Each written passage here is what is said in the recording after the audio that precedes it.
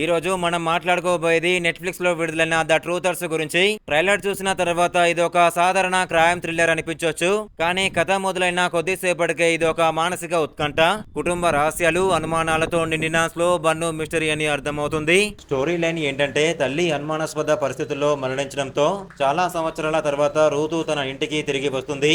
కానీ ఇంటికి వచ్చిన తర్వాత ఆమెకు తన తండ్రి ప్రవర్తన పూర్తిగా మారిపోయినట్టు కనిపిస్తుంది. ఆయన ఎప్పుడూ కుట్ర సిద్ధాంతాల గురించే మాట్లాడుతుంటాడు. ఇంట్లో జరుగుతున్న ప్రతి చిన్న విషయం కూడా రూతులో ఒకే ఒక్క అనుమానాన్ని పెంచుతుంది. అమ్మ చనిపోవడానికి నిజంగా కారణం ఎవరు? ఇక్కడ నుంచే కథ ఒక్కో మెట్టు పైకెక్కుతుంది. ఈ సిరీస్ లో బాగా నచ్చే విషయం ఏంటంటే, ప్రతి ఎపిసోడ్ లో ఒక కొత్త ప్రశ్న వస్తుంది, కానీ దానికి వెంటనే సమాధానం ఇవ్వదు. ప్రేక్షకుడినే ఆలోచింపజేస్తుంది. అందుకే ప్రతి ఎపిసోడ్ పూర్తయ్యాక ఇంకో ఎపిసోడ్ చూద్దామనిపిస్తుంది. అయితే ఇది ఫాస్ట్ పేస్ థ్రిల్లర్ అయితే కానే కాదు. స్టోరీ నెమ్మదిగా ముందుకు వెళ్తుంది, కాబట్టి మొదటి 2 ఎపిసోడ్లలో కాస్త ఓపిక అవసరం. కానీ ఆ తర్వాత కథలో వచ్చే మలుపులు ఆసక్తిని పెంచుతాయి. ఈ సిరీస్ లో అసలు బలం ఏంటంటే, ఎవరు నిజం చెబుతున్నారు, ఎవరు అబద్ధం చెబుతున్నారు అనే సందేహాన్ని చివరి వరకు కొనసాగించడంలో ఉంది. ప్రతి పాత్ర మీద ఏదో ఒక దశలో అనుమానం వస్తుంది.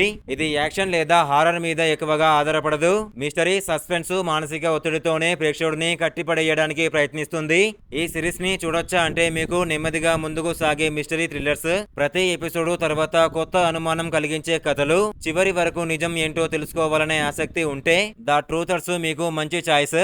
అయితే ఫాస్ట్ యాక్షన్, ప్రతి 5 నిమిషాలకు ట్విస్టులు కావాలనుకునే వారికి మాత్రం ఇది కొంచెం స్లోగా అనిపించవచ్చు. నా రేటింగ్ వచ్చేసి 7.8 out of 10. రివ్యూ నచ్చితే లైక్ చేసి సబ్స్క్రైబ్ చేసుకుని భయ్యా. Thank you.